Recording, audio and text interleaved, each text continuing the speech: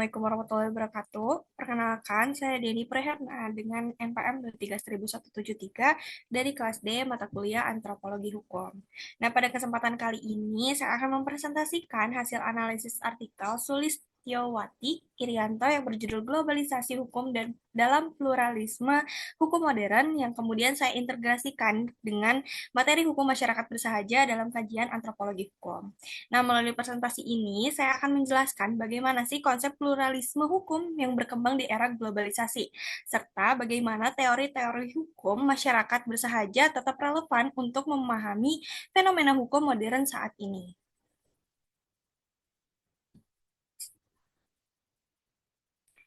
Di sini ada identitas dan tujuan artikel. Artikel yang saya analisis ditulis oleh Sulistyowati Irianto dari Universitas Indonesia dan diterbitkan dalam jurnal IJSLS atau The Indonesian Journal of Socio-Legal Studies.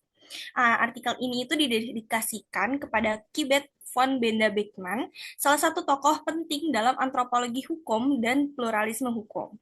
Tujuan utama artikel ini adalah meninjau kembali konsep pluralisme hukum yang terus berkembang akibat globalisasi hukum. Menurut penulis, pluralisme hukum saat ini itu tidak lagi dipahami hanya sebagai keberadaan beberapa sistem hukum yang berdampingan saja, tetapi sebagai interaksi yang dinamis antara hukum lokal, hukum nasional, hukum internasional, dan hukum transnasional. Selanjutnya, Selanjutnya ini ada slide integrasi dua perspektif, di mana slide ini itu menunjukkan titik temu antara teori hukum masyarakat bersahaja dan pluralisme hukum modern. Dari perspektif hukum masyarakat bersahaja, kita ini mengenal tokoh-tokoh seperti Malinowski, Hobel, Maine, dan Ehrlich yang menekankan bahwa pentingnya hukum adat, hukum yang hidup dalam masyarakat atau living law, serta pendekatan etnografis. Nah, sementara itu, pluralisme hukum modern ini tuh membahas globalisasi hukum, hukum internasional, hukum transnasional, serta pemikiran Franz dan Kebet Benda Beckman. Nah, titik temu keduanya adalah pengakuan bahwa hukum ini tidak hanya berasal dari negara saja, tetapi juga tumbuh dan berkembang dalam kehidupan masyarakat sehari-hari. Dengan kata lain, hukum ini tuh dipahami sebagai sesuatu yang hidup, berubah, dan dipengaruhi oleh berbagai faktor sosial. Selanjutnya, Selanjutnya di sini ada hukum masyarakat bersahaja. Nah, dijelaskan juga beberapa tokoh penting dan relevansinya terhadap artikel yang saya kaji. Pertama, Malinowski ini tuh memperkenalkan metode etnografis dan konsep living law melalui penelitiannya pada masyarakat Trobian. Kedua, Hobel yang menjelaskan bahwa hukum ini tuh dapat dikenali melalui adanya norma dan sanksi sosial dalam masyarakat. Yang ketiga, Maine yang menjelaskan nih perkembangan hukum dari hubungan berdasarkan status menuju hubungan berdasarkan kontrak. Dan keempat, Ehrlich yang memperkenalkan konsep living law, yaitu hukum yang sesungguhnya hidup dalam praktik masyarakat bukan hanya dalam peraturan atau dalam teks undang-undang. Nah, pemikiran para tokoh ini itu menjadi fondasi bagi perkembangan studi pluralisme hukum modern. Selanjutnya, Selanjutnya ada living law dan pluralisme hukum modern. Nah, yang pertama ini ada forum shopping. Menurut Kebet von Benda Beckman, masyarakat seringkali memiliki beberapa pilihan sistem hukum seperti hukum adat, hukum negara, atau hukum agama. Nah, masyarakat kemudian memilih forum hukum yang dianggap paling menguntungkan atau paling sesuai dengan kepentingannya. Nah, fenomena ini tuh menunjukkan bahwa dalam praktiknya hukum itu bersifat tunggal. Selain itu, konsep living law dari Ehrlich juga tetap relevan karena hukum yang benar-benar dijalankan masyarakat itu seringkali berbeda dengan hukum yang tertulis dalam peraturan perundang-undangan. Selanjutnya,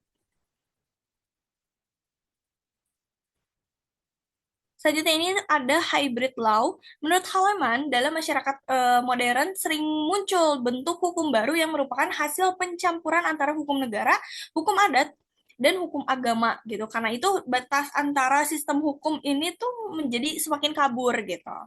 Untuk memahami fenomena tersebut, Sulistiowati Irianto ini mendorong penggunaan metode etnografi, khususnya multi-site etnografi.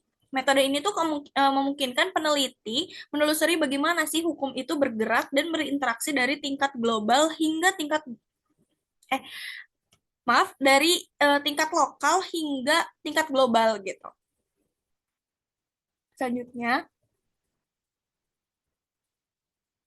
selanjutnya di sini ada globalisasi hukum, peluang dan tantangannya dalam bagi hukum bersahaja gitu. Nah, globalisasi hukum membawa tantangan sekaligus peluang bagi hukum masyarakat bersahaja. Dari sisi tantangannya, hukum lokal atau hukum adat ini tuh sering terancam oleh dominasi hukum negara dan hukum internasional. Selain itu, proses formalisasi hukum adat ke dalam peraturan daerah itu tuh dapat menghilangkan karakter asli dari hukum adat itu sendiri. Namun, di sisi lain, globalisasi juga memberikan peluang. Misalnya, instrumen hak asasi manusia internasional dapat memperkuat perlindungan terhadap masyarakat adat. Selain itu juga, nilai-nilai lokal dapat diadopsi ke dalam hukum internasional melalui proses yang disebut lokalisasi. Demikian, hubungan antara hukum lokal dan global itu tidak selalu bersifat bertentangan. Selanjutnya, selanjutnya ada gerakan Gen Z, manifestasi hukum bersahaja era digital.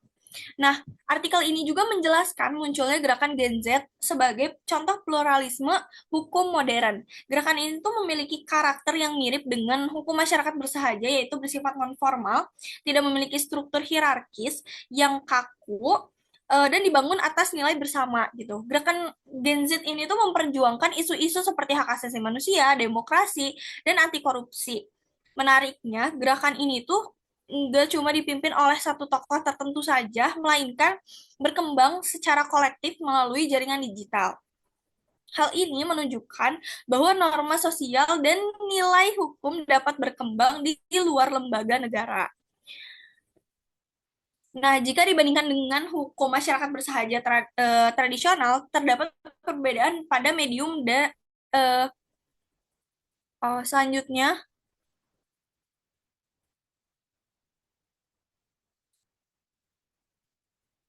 Nah, jika dibandingkan dengan hukum masyarakat bersahaja tradisional, terdapat perbedaan pada medium dan sumber penyebarannya nih. Dalam masyarakat bersahaja, hukum itu berkembang melalui interaksi langsung, musyawarah, adat, dan kebiasaan setempat.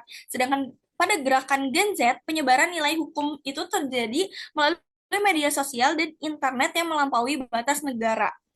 Pengetahuan mengenai demokrasi, hak asasi manusia, dan keadilan itu menjadi pengetahuan global yang dapat diakses oleh siapapun. Nah, ini tuh menunjukkan bagaimana globalisasi hukum itu mempengaruhi pembentukan kesadaran hukum masyarakat modern. Selanjutnya,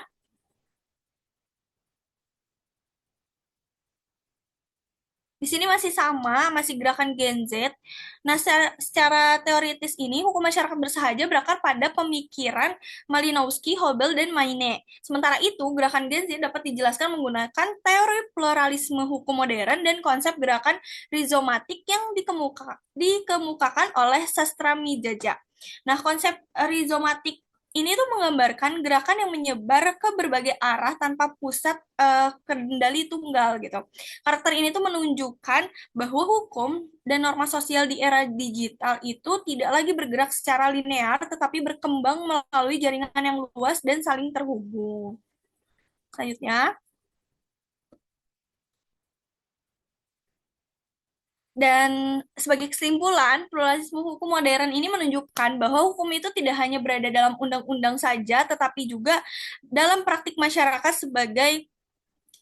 tapi juga hidup dalam praktik masyarakat sebagai living law gitu. Globalisasi menyebarkan hukum lokal, nasional, internasional, dan transnasional yang saling berinteraksi sebagai membentuk fenomena seperti forum shopping, hybrid law, dan globalisasi. Nah, meskipun hukum lokal ini itu menghadapi tantangan akibat dominasi hukum lokal, pada saat yang sama globalisasi juga membuka peluang bagi penguatan hak-hak masyarakat adat. Selain itu, gerakan Gen Z membuktikan nih bahwa norma sosial dan nilai hukum dapat berkembang secara luas melalui media digital. Nah, oleh karena itu, untuk memahami dinamika hukum saat ini diperlukan pendekatan etnografi multispasial sebagaimana yang dianjurkan oleh Sulistyowati Irianto agar hubungan antara hukum lokal dan global ini dapat dipahami secara komprehensif. Baik, sekian pemaparan presentasi dari saya. Mohon maaf bila ada kurangnya. Wabillahi taufiq wal hidayah. Wassalamualaikum warahmatullahi wabarakatuh.